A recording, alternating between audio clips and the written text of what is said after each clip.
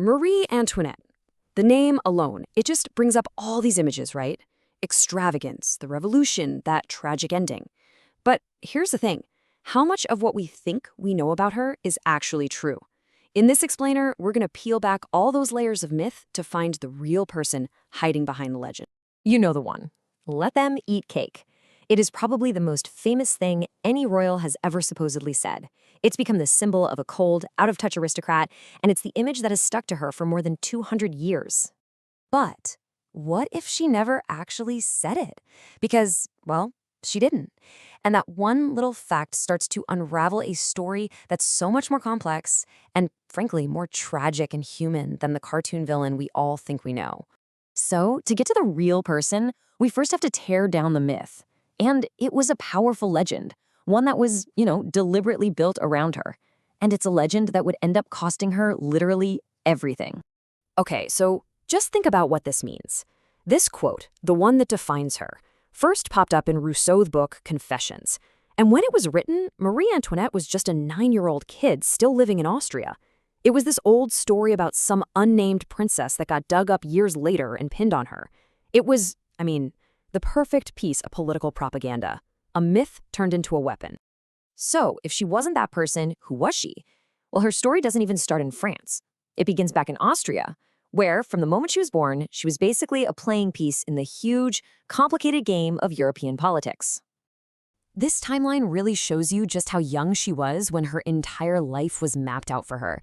At just 14 years old, she's sent off to a totally foreign country to marry a guy she's never even met. She wasn't some bride finding her true love. She was the living, breathing seal on a very fragile new alliance between two of Europe's biggest rivals. So yeah, her marriage, it wasn't a fairy tale. Not even close. It was a cold, calculated move in this high-stakes political chess match they called the diplomatic revolution. And what that meant was, from the second she set foot in France, she wasn't really seen as a person. She was the Austrian, the symbol of an alliance that a lot of French people absolutely hated. And just try to imagine this for a second. You're 14 years old, and at the border of your new country, you go through this ceremony where they literally strip you of everything. Your Austrian clothes, your belongings, they even took away her pet dog, all to be reclothed as French. It was this incredibly powerful and kind of brutal symbol of her old identity being erased. Goodbye, Marie Antoinette. Hello, Marie Antoinette. So, after being basically stripped of her identity, she's thrown into the suffocating, rule-obsessed world of Versailles. And it was here that her, totally normal attempts to just carve out a little personal space for herself were seen not as innocent, but as a direct attack on French tradition. This table really lays out the core of her problem. There's this total disconnect, right? Every single choice she made to have a more normal, private life was seen by the French nobility as some kind of political insult. She wanted a small circle of friends? Nope, you just alienated all these powerful families. She wanted to wear simpler, more comfortable dresses? Now you're insulting the entire French luxury industry. Every personal decision she made had these massive, disastrous political ripple effects.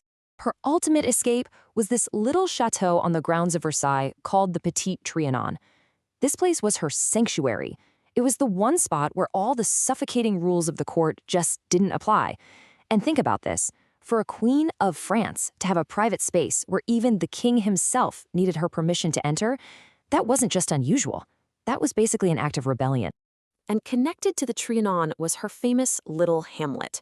Now, the myth you always hear is that she was playing peasant here. This frivolous, out-of-touch fantasy. But the reality? It was completely different. This was a real working farm, built with a very modern Enlightenment-era purpose, to teach her children about agriculture, about where the nation's food and wealth actually came from. But public opinion was already like a powder keg just waiting to blow. All it needed was a spark. And that spark came in the form of a scandal so bizarre, so completely over the top, it would forever cement her reputation as a villain.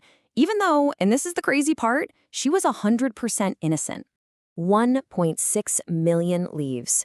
That was the price tag on this infamous necklace. An absolutely astronomical sum of money. We're talking a huge chunk of the entire national budget. It was so expensive that even the king had already said no way when it was offered to him for her. The plot itself sounds like something straight out of a Hollywood movie. You've got this master con artist, a cardinal who's desperate to get in the queen's good graces, a bunch of forged letters, and even a secret nighttime meeting with a lookalike. It was just this incredibly audacious heist that used the queen's already terrible reputation as its main weapon. So the king, thinking he could clear his wife's name, demands a big public trial. And it backfired spectacularly. I mean, look at this table. The court acquitted the cardinal, which the public immediately took as proof that the queen had to be involved. So while she was legally innocent, in the court of public opinion, the verdict was guilty. End of story. After the diamond necklace affair, that was pretty much it. The die was cast. As France spiraled into revolution, Marie Antoinette, the Austrian Madame Deficit, she was the perfect scapegoat for an entire nation's anger. And this timeline just shows the rapid, terrifying collapse of her entire world. One minute you're in the gilded cage of Versailles, the next you're a virtual prisoner in Paris, and then you're in an actual prison in the Temple. That failed escape attempt, the flight to Varennes, that was the final nail in the coffin. It basically confirmed everyone's worst suspicion, that she was a traitor. At her trial, the charges were this wild mix of political accusations and just outright slander. The verdict was a foregone conclusion, of course, but the revolutionaries saved their most disgusting, vile accusation for last. A charge designed not just to kill her, but to completely destroy her as a person, as a woman, and as a mother. And this was her response. After hours of just sitting there, stoic and silent, this accusation finally broke through her composure. Her raw emotional appeal to all the mothers in that courtroom was so powerful, it actually silenced her accusers for a moment. It even swung the crowd's sympathy back to her, a final, fleeting glimpse of the human being they were about to send to the guillotine. So, in the end, who really was she? Was she the monster from the revolutionary pamphlets, or was she something else entirely? And this is what we're left with, this huge divide. On one side, you have the myth, Madame Deficit, the out-of-touch, traitorous queen. And on the other side, you have the reality, a major patron of the arts, someone who was actually quite charitable, and ultimately a political pawn who got trapped by a financial crisis she had absolutely no hand in creating.